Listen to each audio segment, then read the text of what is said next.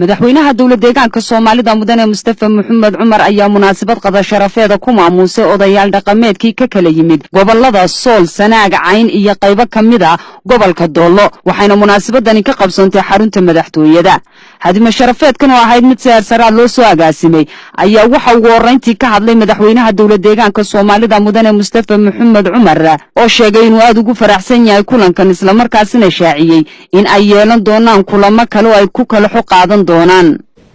waxaan marka ugu horeysa soo dhaweynaynaa wufuudda faraha badan ee ka timid meesha dhibaato ka dhacday Dhuumay iyo odayaashii iyo madaxdhaqameedkii hogaaminayay oo maanta halkan inala jooga.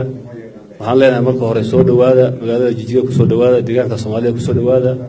dadkiini baad u timaadeen saa ogaada dad martiye ma tihiin magaaladii baad joogtaan marka hore soo dhawaada ilaa marka labaad waxaan aad iyo aad uga tacsiyeenaa dhimashadii foosha xumeyd ee ka dhacday maaragtay halkaas oo aan ahayn mid hal mar dhacday mid soo jiitantay taariikhda aan hayo hadda muddo badan soo socotay oo runtii ayna habboonayn in saas ay u dhacdo iyadoo oo dad islaam leeyahay iyadoo madaxdhaqameed leeyahay iyadoo siyaasiyiin leeyahay in colaad sokeeye oo dad walaalaha ka dhaxaysa ay soo jiidanto muddo intaa leeg waxay muujinaysaa guuldarro dhanka maaragtay hoggaanka siyaasadeed iyo maaragtay iyo hoggaanka dhaqanka labadaba marka runtii arrin iyo hoggaanka diintaba intaba arrintaas inay soo jiidanto runtii ma ahayn colaadaha adduunka dhaca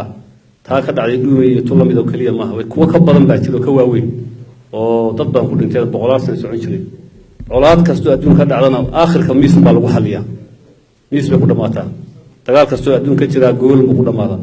marka inay soo dhamaatay ahayd maxay u dhacday wax in la yiraahdo ma ahayn laakiin oo way dhacaan dadku way maaragtay ilkiyo carab baa isugu xigo isqadina laakiin in inta jiidanto oo intaasoo maanta qof ku dhintaan runtii waa mid dhamaan ceeb ku ah maaragtay intii wax ka qaban kar lahayd oo dhan. sidoo kale madaxweynaha dawladda deegaanka Soomaalida mudane Mustafa Maxamed Cumar ayaa carabka ku dhuftay in odayaal dhaqameedkan ay saaran tahay mas'uuliyad culus taasi oo u baahan in loo dhabaraadeego isla markaasina dhabaha loogu xaadho sidii loo hirgelin lahaa wadiiqa nabadeed oo waarta.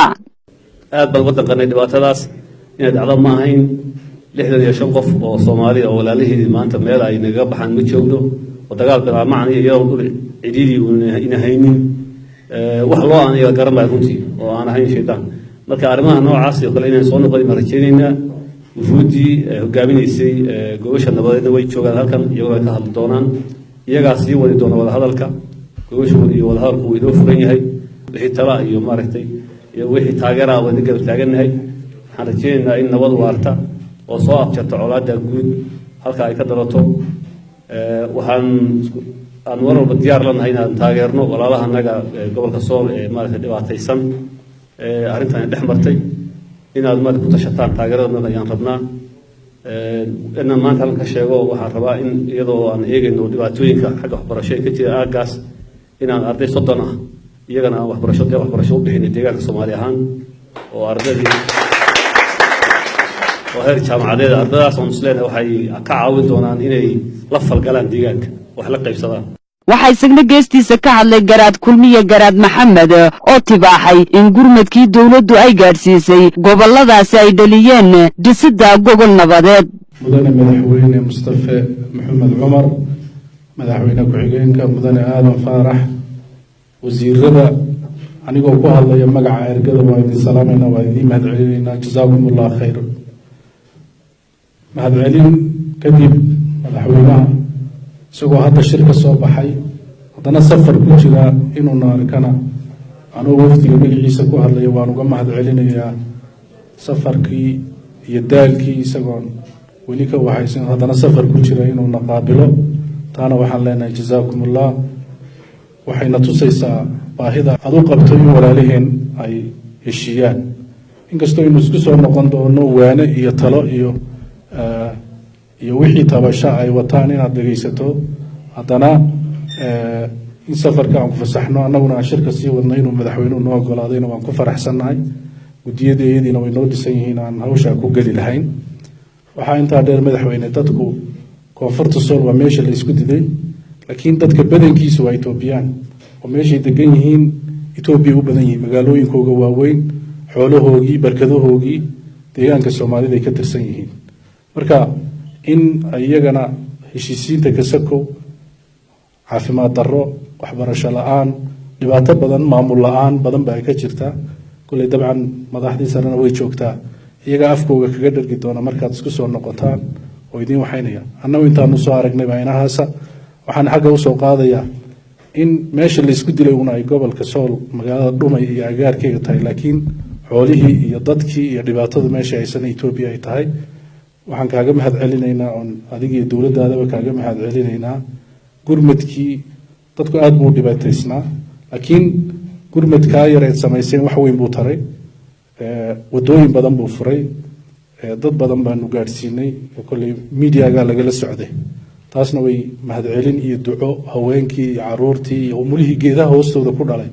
mahad celin iyo duco ayay ku soo dirayeen iyagana waxay isagna geestiisa ka hadlay Islaam Ciise Islaam Maxamed oo u mahad celiyay xukuumadda uu hogaaminayo madaxweyne Mustafa Maxamed Cumar sida iskugu taxalluujisay isla markaasina ay u danaynayso nabad ku wada noolaanshaha bulshada iyadoo meesha la rabo in laga saaro dhibaatooyinkii yaraa ee bulshada kala qoqobay iyadoo taas ka duuleysana ay hindisay inay u fidiso gobol nabadeed waxaan aad iyo aad ugu faraxsanahay xafladda tan qiimaha badan ee ka dhacday magaalada Jigjiga gobasha uu fidiyay madaxweynuhu ee maanta uu halakan isugu keenyeeray anigoo ku hadlaya sida garaadku uu sheegay ergadii ama raggii ka yimi meeshii dhibtu ka dhacday dhammaantood anoo magacooda ku hadlaya aad iyo aad baan ugu faraxsanahay madaxweyne gobol dhigaagii ayadaadadii annaguna haddii aanu ka nimi Nugaaliya ama Puntland aanuna isu nimi raggii garaadku hogaaminayay uga soo kacay halakan dhibaatadaas magacaaga ku socday iyo qadarta rabbi iyo aragtidooda noo keenay wixii aad soo fartay oo ahayd dhaqan nashada kaaga timid dadka ehelka ah ama islaamka ah ee walaalaha ah ee dhibaatadu ay kala gaartay waxaanu dhammaantayo intii dhibtu ka dhacday oo ay ka dhaxaysay iyo intii kale oo ehel ahayd oo u soo quntay waxa ay ka qaban karto ama ay ka kari karto inay ka geysato markii ay noo timi fariinta iyo gooldhiga aad iyo aad u culus oo aad soo dirtay ayaanu annaguna dhammaantayo magac kasta aan sheegano meel kasta si aanu ka nimaanay ayaanu ayadnay sida la adligeed intii aanu maqnayn wixii meeshii ka jirtay intii la kala dejinayay iyo intii tubta la soo hayay iyo intii la soo diyaar garoobay bay ahayd wixii aad naga sugaysay inaanu kuu keeno oo aad u gogol dhigtay maanta rabnaa inaad naga guddoonti haddaba munaasibadan oo ahayd hadima sharafeed si hersara loo soo agaasimay ayaa waxaa halkaasi waqti fiican kula qaatay madaxweynaha dawlad deegaanka Soomaalida odayaal dhaqameedkii loo sameeyay qada sharafeedkan waxaana xusid mudan in xukuumadda madaxweynaha ka yahay mudane Mustafa Maxamed Cumar ay 30 arday oo heer jaamacadeed u ballan qaaday in ay siiso deeq waxbarasho oo bilaash ah odayaal dhaqameedkii soo ajiibay gogashani nabadeed ee madaxweynaha deegaanku u fidiyay odayaal dhaqameedkani